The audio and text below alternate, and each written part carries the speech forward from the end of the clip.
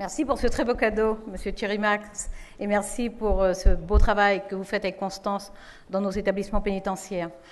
Monsieur le ministre, Monsieur le président honoraire de la Cour des comptes, cher Pierre Jox, merci d'avoir accepté d'ouvrir cette soirée de rencontres et de partage. Mesdames et messieurs les parlementaires, mesdames et messieurs, nous sommes ici ce soir dans un événement de rencontre, de partage d'informations que j'ai tenu à organiser et je vous remercie de me permettre de vous accueillir dans cette belle maison. Nous sommes ici extrêmement divers et vous me pardonnez de ne pouvoir vous saluer nominativement pour la simple raison que chacun d'entre vous êtes là pour ce que vous représentez, au titre des très belles responsabilités que vous assumez, mais vous êtes là ce soir intuiti personae, parce que vous êtes ce que vos expériences professionnelles, vos engagements, vos qualités personnelles, votre sensibilité, votre générosité, qui vous conduit plutôt que de consacrer tout votre temps et toute votre énergie à une vie égoïste, à vous impliquer dans la cité, donc à donner aux autres, à vous consacrer aux autres. Et c'est à ce titre que vous êtes là ce soir. C'est pour ça que je ne peux pas vous saluer individuellement. Je veux juste vous dire toute ma gratitude pour votre présence. Merci d'avoir fait à la fois honneur et droit à cette invitation. Vous appartenez à des milieux très différents qui souvent se rencontrent peu, parfois sont étanches les uns aux autres, même si justement chacun d'entre vous fait s'épanouir toute une série de qualités que je viens d'indiquer. Vous appartenez au milieu judiciaire, au milieu politique, au milieu administratif, au milieu associatif, vous appartenez à de très belles professions, très différentes, vous appartenez au milieu artistique, culturel, sportif, et puis la gastronomie, je vais la mettre à la fois dans l'artistique et dans le culturel, sans doute, le bon goût. Donc merci vraiment d'être là. Vous avez pu, depuis une heure que vous êtes là, pour la plupart d'entre vous, vous avez pu circuler dans ces salles où nous vous avons présenté de l'information, la démarche du gouvernement qui consiste à approcher, à aborder, à traiter les questions pénales, qui sont souvent des questions extrêmement douloureuses, à les traiter avec respect et responsabilité, suppose pour commencer de travailler sur des données objectives. Et c'est pour ça que nous voulons faire de l'information. Ce projet de loi d'individualisation de la peine et de prévention de la récidive est un projet de loi qui a fait l'objet de multiples caricatures, vous les avez entendues. Peu importe, elles vont se poursuivre pendant le débat, après encore, très vraisemblablement. Mais ce qui est important pour nous, c'est de mettre les informations à disposition. La démarche de ce gouvernement consiste à traiter des faits, en prenant toute la mesure de la subjectivité, de l'affectivité, de l'émotion qui est contenue dans les faits à caractère pénal, dans les infractions pénales, dans la douleur que suscitent les infractions pénales. Mais ce sont les faits qui doivent inspirer l'action publique.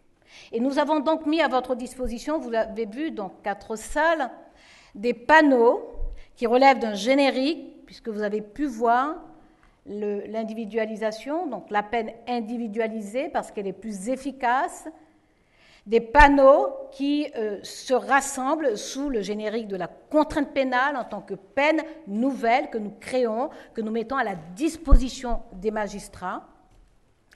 Vous avez la série de panneaux sur la libération sous contrainte qui permet une sortie progressive de la prison. Et vous avez la série des panneaux pour une meilleure prise en charge et prise en compte des victimes. Vous avez pu voir ce que nous avons fait en quelques chiffres. Mais plus que les chiffres, il y a la démarche, il y a la relation, il y a la conception même de qui est la victime, de ce qu'elle subit, de la façon de réparer le préjudice qu'elle subit. Et notre volonté, qui consiste à approcher la question pénale d'une façon objective, sans nier sa dimension subjective, affective, douloureuse, cette démarche nous appelle à la responsabilité. La responsabilité vis-à-vis de la société tout entière, la responsabilité vis-à-vis en particulier de la victime, du préjudice qu'elle subit, de la souffrance suscitée par ce préjudice, sans faire reposer sur les épaules de la victime ce qui lui revenait au temps archaïque du face-à-face, du vis-à-vis, de la vengeance, du règlement de compte, de la vendetta qui se renouvelait de génération en génération.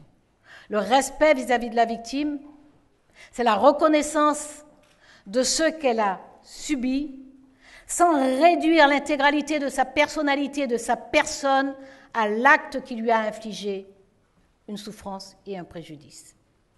Les panneaux vous donnent quelques éléments tangibles, objectifs, matériels, mesurables, qui sont comme des marques, j'allais parler des pierres du Petit Poucet, pour suivre la politique conduite par ce gouvernement. Mais, bien entendu, ils ne disent pas la totalité de l'esprit avec lequel nous travaillons, et ils ne disent pas la totalité des politiques publiques que nous conduisons.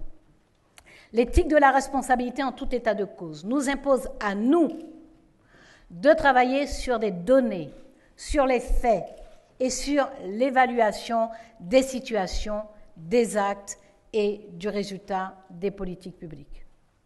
Et ces faits, ils sont là, ils sont mesurés parce que des travaux ont été accomplis, et merci Pierre Joxe de rappeler que ce que nous faisons s'inscrit dans une dynamique, s'inscrit dans une histoire, s'inscrit dans des politiques qui ont marqué de leur empreinte d'abord la conception de la peine, la conception de la prison, la conception de la réparation. Ce que nous faisons s'inscrit dans cette longue tradition de réflexion et non pas d'automatisme, de mécanisme, de vengeance. Et c'est pour ça que nous travaillons sur des faits, les nôtres, ceux d'autres pays, que nous travaillons sur les évaluations rigoureuses, les nôtres et celles d'autres pays. Et vous avez entendu ce chercheur canadien qu'évoquait Pierre Joxe tout à l'heure, et qui rappelait que ces évaluations, ces études sur lesquelles nous nous appuyons, ce ne sont pas des études, d'abord, qui sont faites de complaisance, ce sont des études qui s'appuient sur des faits, dans la longue durée, et qui croisent ces faits sur plusieurs pays. Et lorsque ces études sur la durée, et associant les résultats obtenus dans des pays différents, examinant, auscultant les politiques mises en place, lorsque les résultats de ces études convergent, nous devons avoir le courage rationnel, tout simplement, d'en tenir compte et d'en tirer enseignement.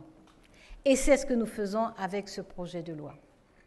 Quelle est la situation pénale? La situation pénale, c'est que 3% de crimes, plus de 90% des infractions commises relèvent des délits. Plus de 90%, à part les crimes, le reste, ce sont les contraventions, mais plus de 90% des délits.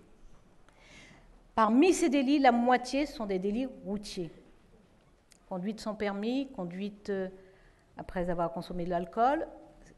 Le reste, ce sont des vols, des violences, des infractions à la législation sur les stupéfiants. Certaines de ces infractions sont graves. Elles donnent lieu à des décisions d'incarcération, puisque les délits peuvent être punis jusqu'à 10 ans d'incarcération. Et puis, il y a parmi ces délits quelques-uns que généralement on caractérise comme étant de la petite et de la moyenne délinquance. J'y mets des guillemets, parce que pour les victimes, même la petite délinquance est un empoisonnement, produit un préjudice, provoque une souffrance.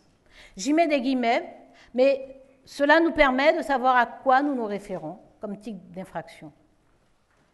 Et pour ce type d'infraction, nous savons que, notamment durant toutes ces dernières années, où des peines d'incarcération ont été aggravées, nous savons que la prison, notamment lorsqu'elle est accompagnée de sorties sèches. C'est-à-dire que lorsque la sortie de prison ne fait l'objet d'aucune préparation à la sortie, à la réinsertion, nous savons que l'incarcération dans ces cas-là aggrave et augmente les facteurs de récidive. Nous le savons. Il ne sert à rien de se mettre la tête sous le sable. Il ne sert à rien de détourner le regard. Et il y a un certain cynisme d'ailleurs à utiliser ces situations sans en étudier ni les causes, ni les conditions, ni les circonstances, et à prétendre construire un discours public qui se traduit ensuite par un certain nombre de dispositions qui sont portées par une idéologie qui ne s'affiche pas, qui ne dit pas son nom, qui ne révèle pas son inspiration, mais qui demeure une idéologie qui produit des effets regrettables. Et lorsque j'évoque le cynisme, je dis très clairement que celles et ceux qui jouent à cela depuis plusieurs années ne sont pas exposés à cette récidive. Ils ne sont pas exposés à ces actes. Les victimes, ça n'est pas eux. Donc ce cynisme est absolument insupportable. Donc nous affrontons les faits, les réalités, et nous voulons que la peine soit efficace. Et pour qu'elle soit efficace, il faut qu'elle ait un sens. Il faut qu'elle ait un sens pour la société, il faut qu'elle en ait pour l'auteur des actes, il faut qu'elle en ait pour la victime. Il faut que la peine ait un sens. Parce que la responsabilité de la puissance publique, ce n'est pas d'augmenter les conditions objectives qui vont favoriser la récidive. La responsabilité de la puissance publique, c'est de faire en sorte que celui qui a commis un acte répréhensible soit sanctionné à la mesure de cet acte. Et que les magistrats qui vont prononcer cette sanction soient suffisamment éclairés par tous les éléments que l'on mettra à leur disposition, de façon à prononcer la sanction la plus adaptée et la plus juste. Et c'est cette sanction la plus adaptée, la plus juste, cette sanction individualisée, c'est celle-là dont le sens apparaîtra à l'auteur des actes. C'est celle-là qui apaisera la victime. C'est celle-là qui contribuera à la réparation symbolique du dommage subi par la victime, indépendamment de la réparation matérielle de ce préjudice. C'est celle-là qui permet que l'auteur d'un acte puisse sortir d'un parcours de délinquance. Donc c'est une responsabilité de la puissance publique que nous assumons. Et nous assumons, disons très clairement, que nous construisons nos politiques publiques et nos dispositions normatives à la fois sur ces données objectives, mais également sur des valeurs, parce que nous assumons d'être inspirés par des valeurs. Nous l'assumons. Nous nous inscrivons dans une tradition, effectivement, une tradition philosophique qui repose sur la liberté et la responsabilité. La liberté, c'est le libre arbitre, c'est-à-dire la capacité pour chacun à choisir ce qu'il fait, à choisir sa vie et à répondre de ses actes. Cela n'exclut pas que l'on prenne en considération les conditions sociales. Et nous voyons bien dans la sociologie de la population carcérale que les conditions sociales interviennent.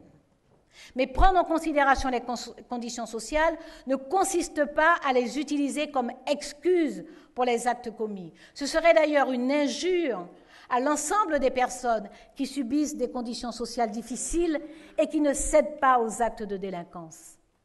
Mais prendre en considération ces conditions sociales veut dire que les réponses pour contribuer à la désistance doivent être adaptées par rapport au parcours et aux conditions de vie des personnes qui sont soit incarcérées, soit font l'objet de l'exécution d'une peine en milieu ouvert. Nous créons donc cette peine en milieu ouvert, une contrainte pénale, qui met à la disposition des magistrats une sanction nouvelle qui va prendre sa consistance au fur et à mesure de son exécution, mais pour laquelle le gouvernement prend la précaution de mettre en place les moyens nécessaires, les effectifs, puisque nous allons augmenter de 25% en 3 ans le corps des conseillers d'insertion et de probation. 25% d'augmentation en 3 ans d'un corps de fonctionnaires. Mais nous ne nous contentons pas des effectifs, nous travaillons sur la formation de ces conseillers d'insertion et de probation, sur la diversification de leur recrutement, sur les outils de prise en charge et d'évaluation. Nous travaillons sur l'amélioration de l'accompagnement, de l'encadrement, de l'exécution des contraintes qui seront prononcées par le tribunal. Nous savons à quel point les sorties sèches sont le terreau de la récidive. Nous allons donc combattre les sorties sèches, c'est-à-dire les sorties sans aucun encadrement, sans aucun accompagnement. Et nous allons le faire, vous l'avez vu à travers les panneaux, par un rendez-vous judiciaire aux 2/3 de l'exécution de la peine. Nous allons faire tout cela, mais nous avons le souci d'expliquer.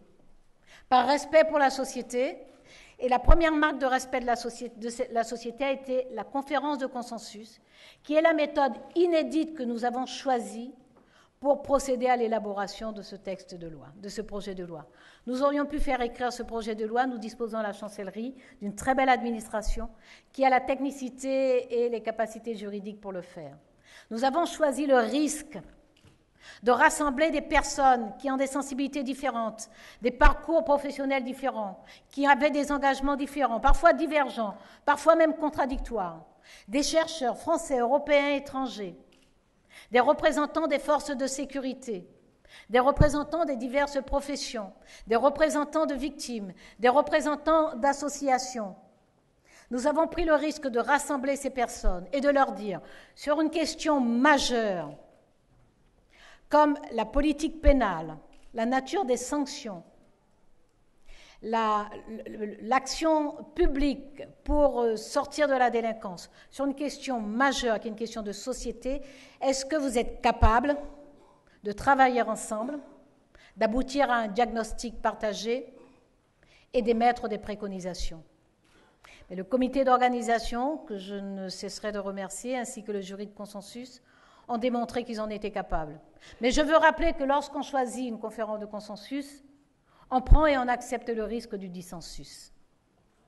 Et si nous avons pu aboutir à un consensus, cela veut dire que dans la société, il y a une capacité à entendre que sur des sujets sérieux, indépendamment de l'émotion qui est totalement légitime, lorsqu'il y a un fait divers, lorsqu'il y a une tragédie, lorsqu'il y a un drame, indépendamment de cette éruption de sentiments, parfois de rage, indépendamment de tout cela, nous sommes capables de nous poser, de raisonner, de travailler ensemble, de discuter et de nous entendre sur un certain nombre de dispositions. C'est à cela que nous avons abouti. Cela a été un peu long, parce que la conférence de consensus a été installée en septembre 2012. La discussion sur le projet de loi va commencer, vous l'avez rappelé, cher Pierre Jox, la semaine prochaine. Les parlementaires qui sont là y ont beaucoup travaillé pendant ces 2 années. Le processus a été long, mais la maturation était nécessaire. Et cette maturation, elle a aussi progressé dans la société.